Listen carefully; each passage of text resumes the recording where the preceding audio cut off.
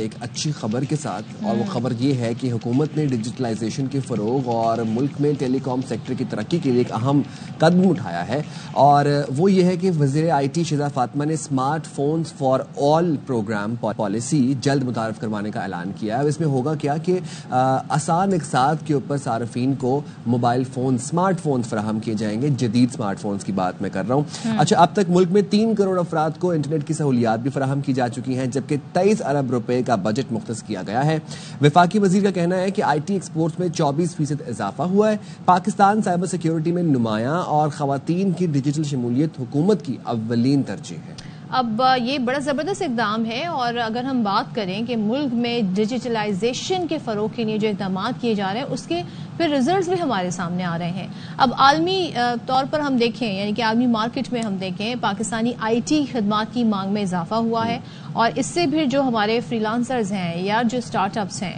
ان کے لیے نئے مواقع بھی پیدا ہوں گے۔ SIFC کی سہولت کاری سے آئی ٹی برآمدات میں 25% اضافہ ہوا، اور اگر ہم آپ کو کچھ اسٹیٹس دے دیں، کچھ نمبرز بتا دیں کہ 8 ماہ میں یہ فائدہ کتنا ہوا ہے، تو صرف 8 ماہ میں $5.4 ارب کا زر مبادلہ حاصل ہوا۔ اور فیب کے مہینے کی بات کریں تو فیب میں $709 ملین کی ریکارڈ برآمدات ہوئی ہیں، جبکہ دیگر سروسز کی برآمدات بھی 1.4% اضافے کے ساتھ $1.07 ارب تک پہنچ گئی ہیں۔ تو یہ جو سٹیپس ہیں یہ بڑے فروٹفل ثابت ہو رہا ہے۔ تو آئندہ 5 سال میں آئی ٹی برآمدات کو حکومت چاہتی ہے کہ $15 ارب تک لے جائے، یہ ہدف مقرر کیا گیا ہے، اور آئی ٹی ایکسپورٹ کی موجودہ رفتار میرے خیال سے یہ ہدف جو ہے اس اصول کو ممکن بنا سکتی ہے۔ کیا بات ہے۔ چلیں جی، پھر اس حوالے سے بات کر لیتے ہیں۔ ہمارے ساتھ آج کی جو گیسٹ موجود ہیں وہ ہیں، ہمارے ساتھ اس وقت موجود ہیں پارلیمنٹری سبین غوری صاحبہ ہمارے ساتھ موجود ہیں۔ السلام علیکم سبین غوری صاحبہ، and thank you very much for taking out time for our programme. Sabeen صاحبہ، ہم پہلے یہ جاننا چاہتے ہیں کہ یہ جو smart phones for all policy ہے، پروگرام ہے، یہ کس فیز میں ہے اور کب تک اس کو انٹروڈیوس کروا دیا جائے گا باقاعدہ طور پر؟ بسم اللہ الرحمن الرحیم، بہت شکریہ۔ اصل میں یہ جو ہم ڈیجیٹلائزیشن پاکستان کی جو کی طرف ایک پروجیکٹ ہے، یا ہم یہ چاہتے ہیں، وزیر اعظم صاحب کا ویژن ہے کہ اس وقت جو ہے وہ پورے پاکستان کو ڈیجیٹلائز کیا جائے، تو وہ اس کا ہی ایک یہ حصہ ہے، اور اس میں جو ہے وہ ان قریب میرے خیال میں ودن منتھس جو ہے اسی سال میں ہم جو ہے وہ ایک پالیسی لے کر آ رہے ہیں، جس میں جو چیپ موبائل فونز ہیں، مطلب بہت آسان اقساط پہ ہر کسی کو میسر آئیں گے، کیونکہ ہم اپنی جو اکنامیکل گروتھ ہے اس کو بھی ڈیجیٹلائز کر رہے ہیں۔ آپ کو پتا ہے کہ سارا نادرا کا ڈیٹا ہے، یا جو بھی اس کے ساتھ ہی ہم جو ہے وہ 1% 1 ID ہیلتھ کے جو پروجیکٹ ہے کہ جس میں جو ہے وہ ہر طریقے کی چیزیں جو ہے وہ آپ کو on your finger tip mobile پہ یا آپ کے لیپ ٹاپ پہ یا پی سی پہ اویلیبل ہوں گی، تو بہت جلد یہ 2 to 3 months میں جو ہے یہ پاسبل ہو جائے گا۔ اور اس کے لیے نہ صرف یہ بلکہ تقریباً ہمارا جو USF کا ڈپارٹمنٹ ہے منسٹری آف IT کے انڈر میں، یونیورسل سروس فنڈ، اس کے تحت ہم نے تقریباً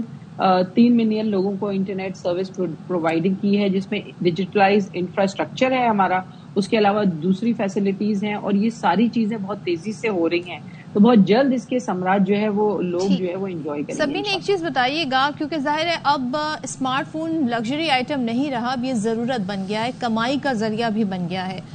یہ جو پالیسی ہے اس کے تحت کون سے افراد ہوں گے جو اہل ہوں گے اسمارٹ فونز کے حصول کے لیے؟ دوسرے جو کس اقساط طے کی جا رہی ہیں وہ کس بنیاد پر طے کی جا رہی ہیں؟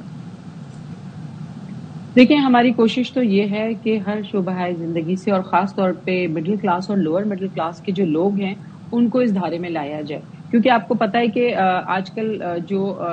ایک طبقہ ہے اس کے پاس تو موبائل فون موجود ہے، بلکہ بچے کے پاس موجود ہے، مگر یہ کہ ہم یہ چاہتے ہیں کہ جو باقی افراد ہیں ملک کے جو تھوڑے سے بلو دا بیلٹ ہیں، ان کو بھی جو ہے نا وہ انڈر پریویلیج لوگ ہیں، یا وہ اتنی آسان اقساط ہوں کہ وہ سب کو میسر ہوں۔ اور ظاہر سی بات ہے اس کے لیے آپ کے پاس جو ہے وہ آپ کا نیشنل ID کارڈ، اور پاکستان کی جو نیشنلٹی ہے وہ اس کے جو ڈاکیومنٹ ہے وہ آپ کے پاس ہونا چاہیے، اور اس کے بعد وہ آپ کو بہت ایزی انسٹالمنٹس پہ جگہ آپ کے ڈور اسٹیپ کے پاس اویلیبل ہوگا، اور پھر اس کی جو بھی آپ کو پتا ہے کہ تیزی سے چیزیں ڈیجیٹلائز ہو رہی ہیں، تو جو کچھ بھی ہو رہا ہے اس فارم کے لیے اپلائی کرنا ہوگا، کوئی ویب سائٹ پہ جا کے اپلائی کرنا ہوگا؟ جی اس کا آپ کو جو ہے وہ پورا پروسیس بتایا جائے گا، جس طریقے سے ابھی رمضان میں جو ہے وہ آپ کو پتا ہے راشن پیکیج اور دوسری چیزیں تھی، اسی طریقے سے اس کی باقاعدہ جو ہے وہ میڈیا، سوشل میڈیا اور دوسری چیزوں پہ اناؤنسمنٹ ہوگی، اور اس کی جو ایلیجیبلٹی ہے یہ طریقہ کار ہے جو کہ بہت ہی آسان ہے، جس کو ہر کوئی جو ہے وہ کر سکتا ہے، تو وہ پھر آپ کو بتا دیا اچھا جائے گا۔ سبین صاحبہ یہ اچھا میں ساتھ ہی ساتھ یہاں پہ جی ایک چیز اور یہاں پہ بتاتی چلوں کہ آپ نے آئی ٹی ایکسپورٹ کا ذکر کیا، آئی ٹی سروسز، ٹیلی کام، اس میں میں یہ ضرور بتانا جو ہے وہ پسند کروں گی یا سمجھوں گی ضروری ہے کہ ہمارے پاس ایک جو بہت تیزی سے ابھرتی ہوئی انڈسٹری ہے جس میں پاکستان نے پچھلے سال کے جو فسکل ایئر ہے اس میں تقریباً $45 ملین کا جو ہے وہ زر مبادلہ اس میں بھی جنریٹ کیا ہے، وہ ہے گیمنگ، اینیمیشن اینڈ گرافکس۔ اور دنیا میں اس وقت یہ 227.6 بلین کی انڈسٹری ہے جو کہ 2030 تک 1 بلین تک چلی جائے گی۔ اور اس میں سب سے اچھی بات یہ ہے کہ کیونکہ آئی ٹی کی منسٹری کے انڈر میں ہم نے centre of excellence gaming and animation کے سینٹرز قائم کیے کراچی اور لاہور میں، جس میں تقریباً جو ہے وہ 12,000 سے زیادہ لوگ جو ہے نا وہ مختلف کمپنیز کے تھرو 257 کمپنیز ہیں اس کے تھرو کام کر رہے ہیں۔ تو ہماری جو گلوبل میڈیا آؤٹ لک کی رپورٹ ہے اس میں سب سے نمبر 1 پہ جو گیمنگ انڈسٹری میں اس وقت کنٹریبیوٹ کر رہا ہے وہ ٹرکی کر رہا ہے 25.4%، اور کراچی جو پاکستان جو ہے وہ 21.9%، اور اس میں انڈیا 18% کر رہا ہے۔ تو اس لیے جو ہے تیزی سے ابھرتی ہوئی انڈسٹری یہ بھی ہے، اور اگلے 5 سال میں ہم اس میں تقریباً 10,000 لوگوں کو مزید جابز دے رہے ہیں اور ٹرین کر رہے ہیں۔ چلیں ٹھیک ہے، بہت شکریہ سبین غوری صاحبہ ہمارے ساتھ موجود تھی۔